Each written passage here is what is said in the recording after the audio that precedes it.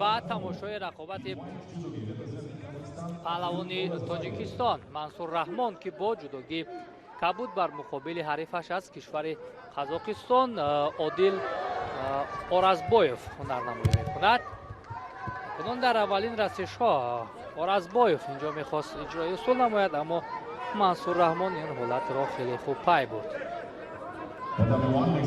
паҳлавони мо 21 сол дорад, ҳариф бошад 28 сол. аз лиҳози таҷрибаи биштар кардааст, аммо инҷо гап сари ҳамин рақобат меравад ки Мансур Раҳмон чӣ гуна метавонад ки ҳунари шоистаи худро нишон диҳад. Вой, инҷо бисёрам як ҳаракати хавфнок буд аз ҷониби Оразбоев.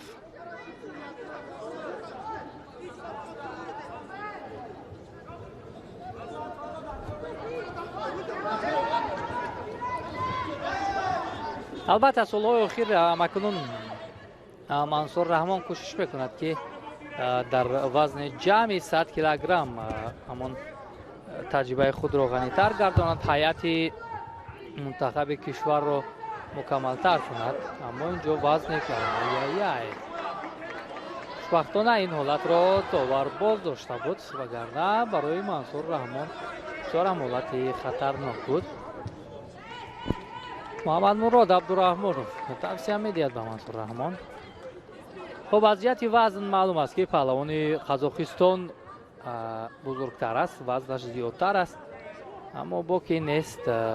Мансур Раҳмон ҳам паҳлавони ҷавон аст, бояд инҷо аз худ як ҳунари шоиста нишон диҳад.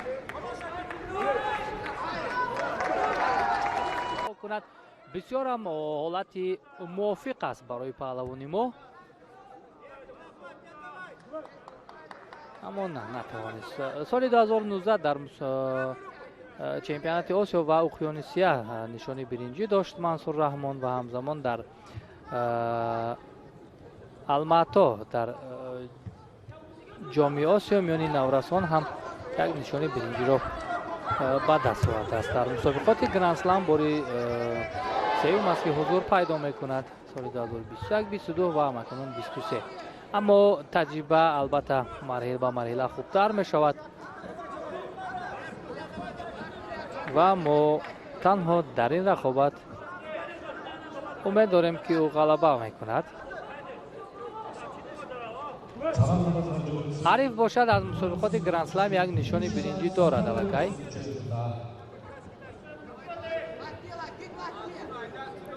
камфаъолӣ инҷо дар ҳаракатҳои паҳлавони мо дида шуд ва маст ӯ иҷозат гирифт.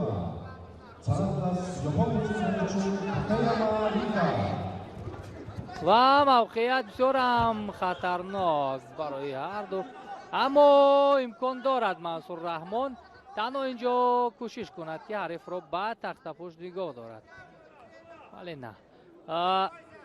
Мансур Раҳмон кӯшиш мекунад барои партов кардан, аммо аз сабаби оне ки ҳариф бисёрам вазнаш гаронтар аст, партов мушкил мешавад, вагарне мавқеиятро зуд пайдо мекунад. инҷо паҳлавони мо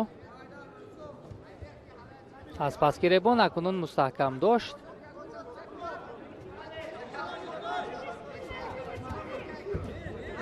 ҳариф танҳо маълум аст ки такя мекунад ба ҳамон вазни худ.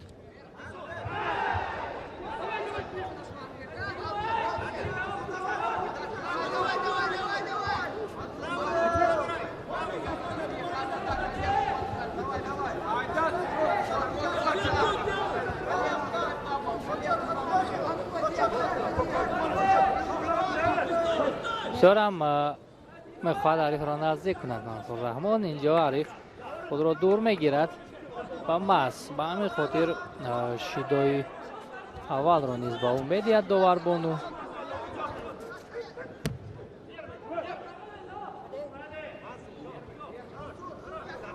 бисёрам хаста гардидааст Оразбоев аз Қазоқистон ва ин барои паҳлавони мо хеле шонси хуб аст ки истифода кунад ҳамин ҳолатҳоро.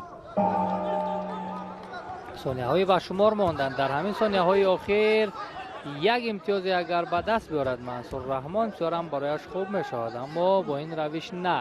چرا که اگر این سنگین وزن در حالت استحکام حریف را نگاه دارد رها شدن خیلی مشکل است. متاسفانه این حالت را در اختیار حریف گذاشتیم ولی خوشبختانه برای ما در حال گذشت. این حالت خطرناک. 11 ثانیه دیگر داریم انجام این رقابت ولی غالب همونو معلوم نیست. خب کار در گلدن اسکو حل می شود همکنون. ببینیم 50-0 است. تصمیمایی که در گلدن اسکو موفقیت بر جانب اورازگویف است. یک حرکت اما حرکت رو ما از پهلوانی